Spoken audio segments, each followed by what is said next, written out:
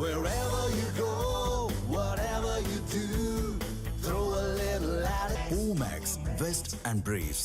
கோவை மாவட்டம் தொண்டாமுத்தூர் தொகுதி அதிமுக வேட்பாளர் SP வேலுமணி பாஜக முன்னாள் மாநில தலைவர் அண்ணாமலை உள்ளிட்ட கூட்டணி கட்சியினருடன் பேரணியாக சென்று வேட்புமனு தாக்கல் செய்தார். பின்னர் செய்தியாளர்களை சந்தித்து பேசிய SP வேலுமணி NDA ஆட்சி அமைந்தவுடன் தமிழகத்தை வளர்ச்சிப் பாதைக்கு அழைத்து செல்வோம் என தெரிவித்தார். அவரை தொடர்ந்து பேசிய அண்ணாமலை கோவையில் அனைத்து தொகுதிகளையும் NDA கைப்பற்றும் என தெரிவித்தார்.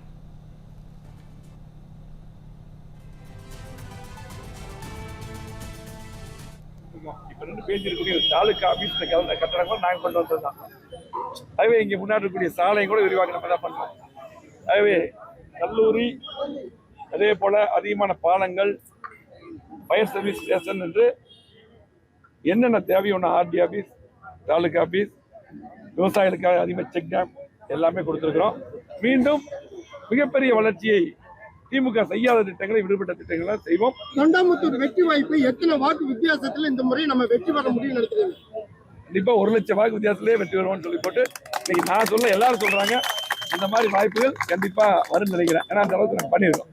இந்த பகுதியினுடைய வளர்ச்சிக்கு ஒரு காவலனாக இருக்கக்கூடிய அண்ணன் SP வேலுமணி அவர்கள் அனைத்து இந்திய அண்ணா திராவிட முன்னேற்ற கழகம் தலைமையினால தேசிய ஜனநாயக கூட்டணியுடைய வேட்பாளராக பேரூர்ல இந்த அரசு அலுவலகத்துல தன்னுடைய வேட்புமனுவை தாக்கல் செய்திருக்கின்றார்கள்.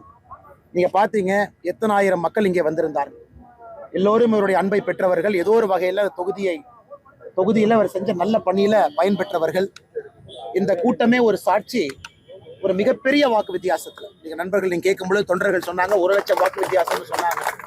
அதை விட பெரிய வாக்கு வித்தியாசத்துல அவர் ஜெயிச்சு வரணும்.